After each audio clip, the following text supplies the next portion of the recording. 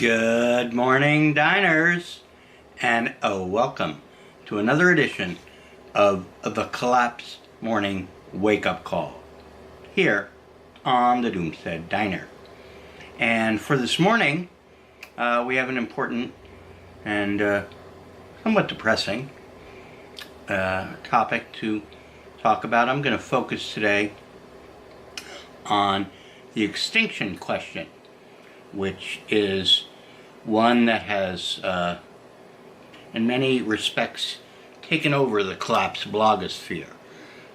When I began covering collapse over a decade ago, it was mainly about the energy questions and the economics that were going on, the collapse of various banking institutions like Bear Stearns and Lehman Brothers, and climate and loss of biodiversity. Those things were talked about, but not with the urgency that you get today. And besides that, it has attracted to the blogosphere a different kind of person in many respects, in terms of their focus and in terms of their attitudes. I stay away from talking extinction on the diner in my articles and even on the forum, where topics can go all over the place, and extinction comes up because it's a topic of concern to many diners. And some have that focus. But what I found over the years with extinction and extinction discussion was that you get a lot of nihilists and misanthropes and people who are almost hoping for, wishing for extinction of the human race, and that that would be a better thing for our planet if we were all dead. And then there are various self-appointed pundits and wannabe gurus who promote the idea not just of extinction, but what's called near-term human extinction, or NTHE. And that idea is that the complete death of all of humanity is going to occur in an extremely short period of time. Guy McPherson, who I refer to sometimes as Dr. Extinction, put his timeline to 2020. That's next year. That means all dead people by 2020. And, it's ludicrous.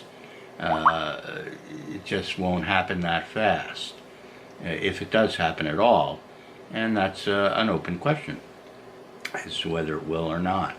Nobody has the answer to that, but many people talk about it.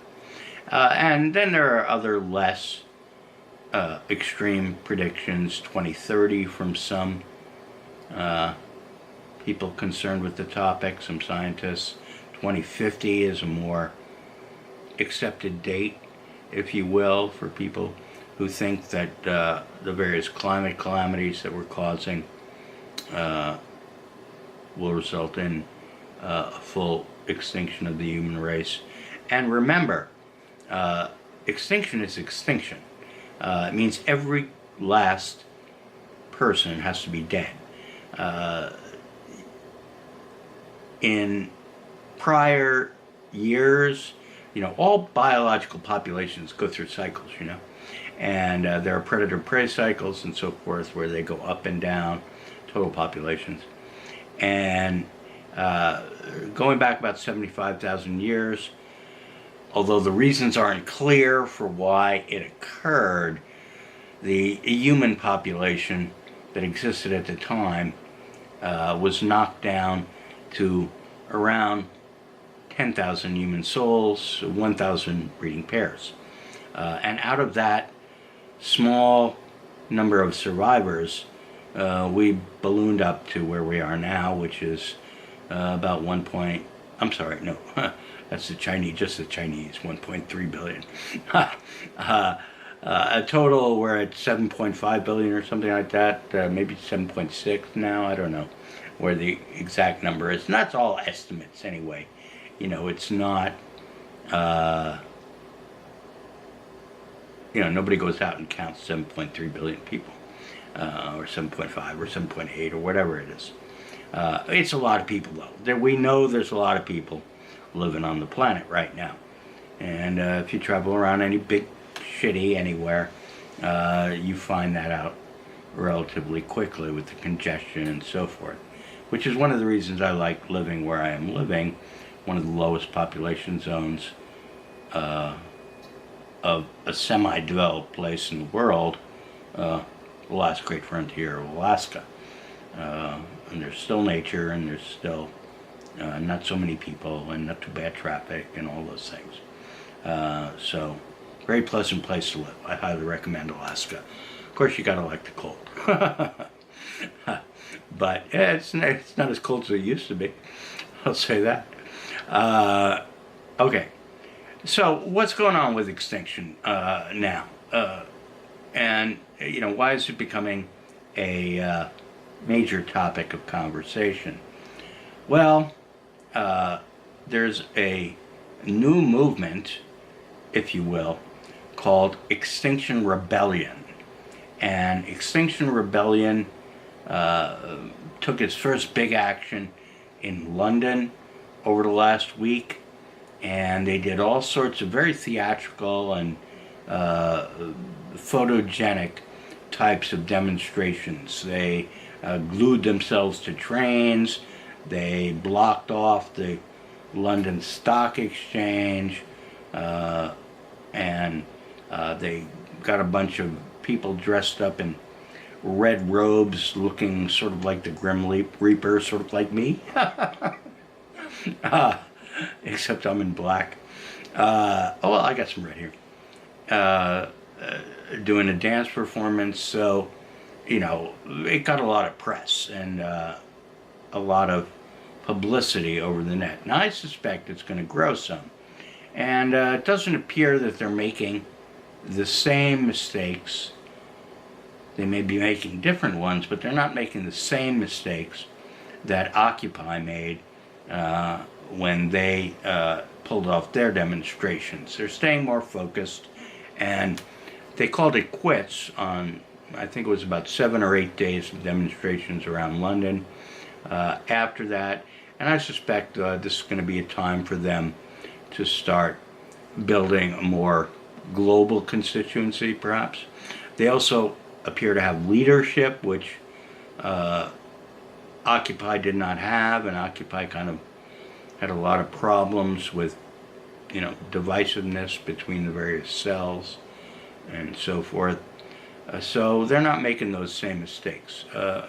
And, you know, what type of action they can get out of the various governments to do anything about this is, you know, a hugely open question. You know, people have been talking about the dangers to the environment, to the climate, and so forth, you know, going back to Rachel Carson's Silent Spring in the 1960s.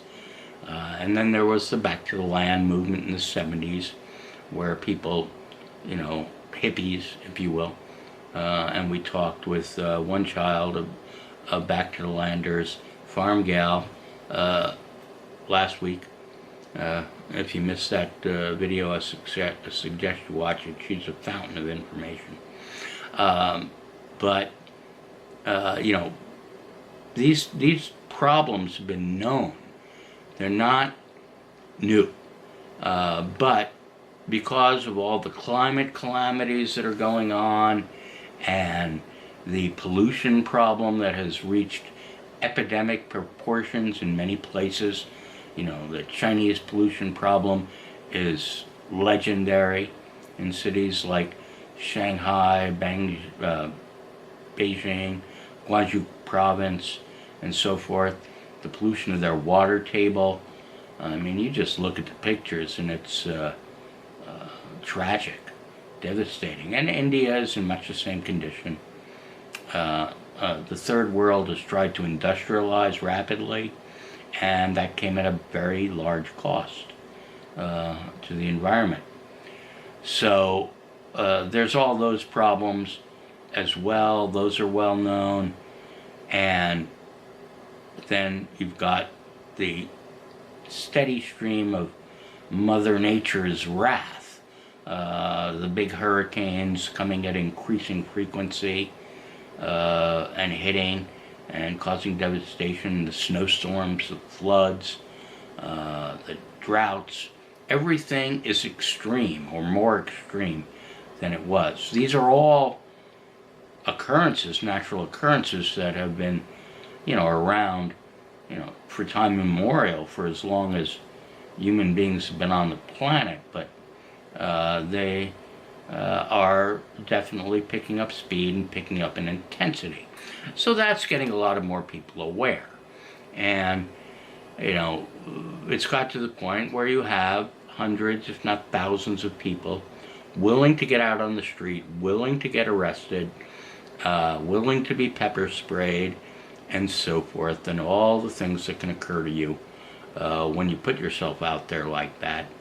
Gotten them out there, and they have essentially declared an emergency, even though the governments haven't done that. You have, meetings, IPCC and so forth, UN meetings every year, and new goals are set, and nobody sticks to anything.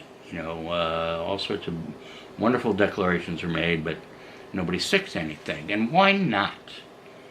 Well, because you have the irreversibility problem. And that's something that David Korowitz wrote very eloquently on and in great detail in his papers, which I suggest reading.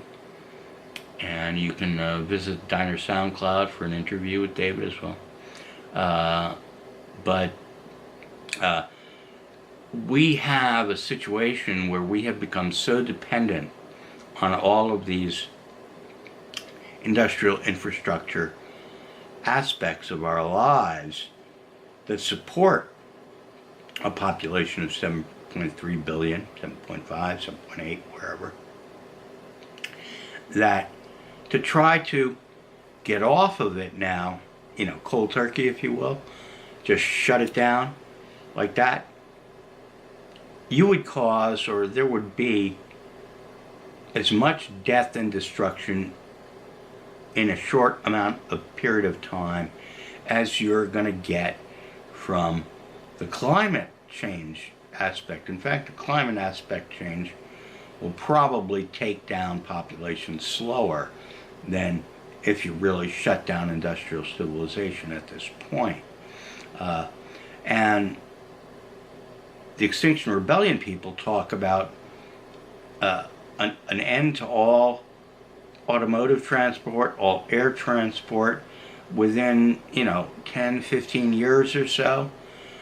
I mean, it's not going to happen. And it can happen because that's how all of the production from the industrial-based farms and everything else that provides food to the world these days gets moved about. And if you don't move it about, then every place that's a food importer, and that's most places, is going to suffer a huge population loss from starvation. And even places that are food producers, they're usually industrial style monoculture crops, and they really can't feed even their local populations with that style of farming. So, to try to transition out that fast, it's, if you want survival, if you want as many possible people to survive as possible, and my motto for that is save as many as you can, then shutting it all down that fast just is not the way to go.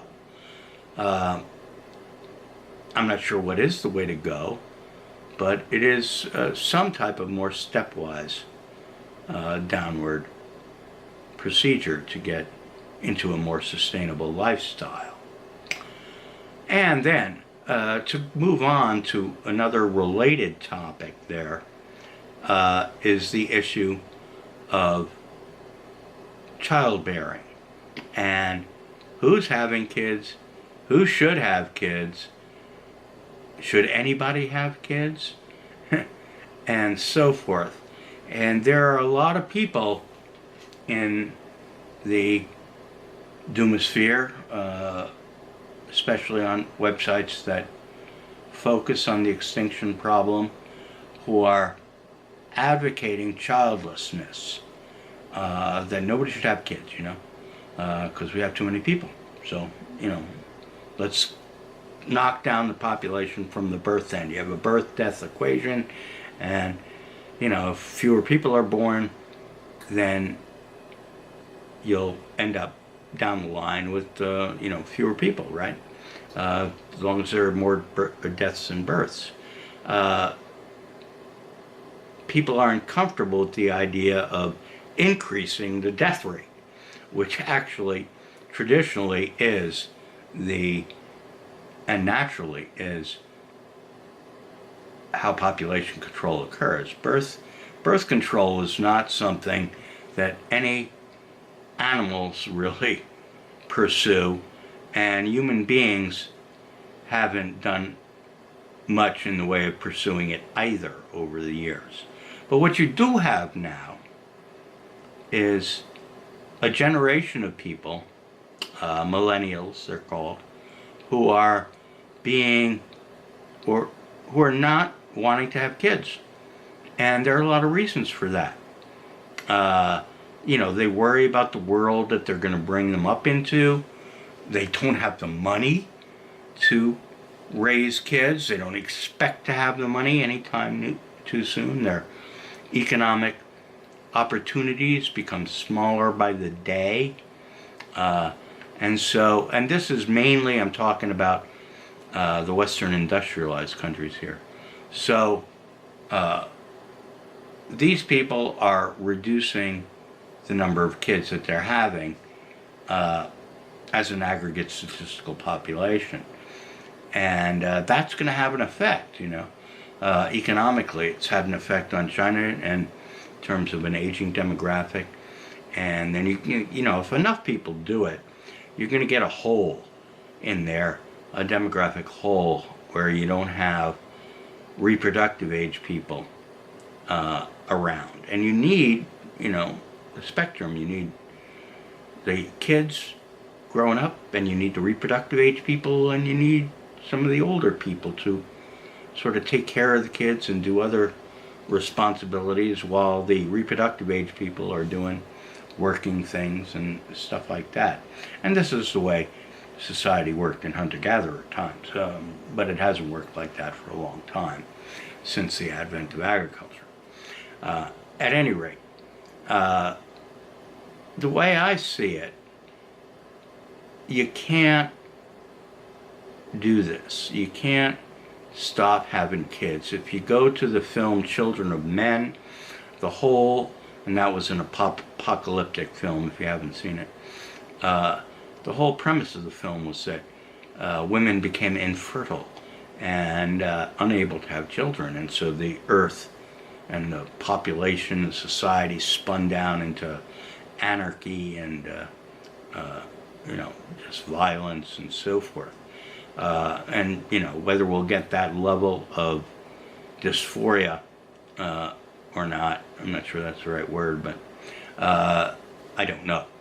But it's not going to be good, no matter how you look at it, unless we start getting on the ball as far as being realistic about the choices that we have to make, how to make them, and what to do about the clusterfuck that is in front of us, because it's not going away.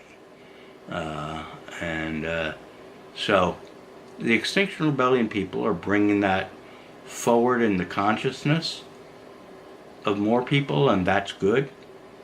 And so while, like I say, I have avoided talking much about the extinction question, I do want to say at this point that I'm in support of what Extinction Rebellion is doing.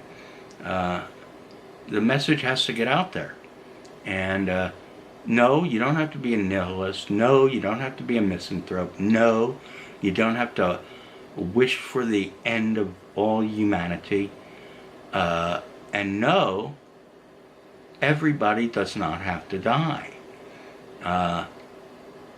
They didn't when this happened before. And I'm not saying the Earth will ever support 7.5 billion people again. It won't. It can't.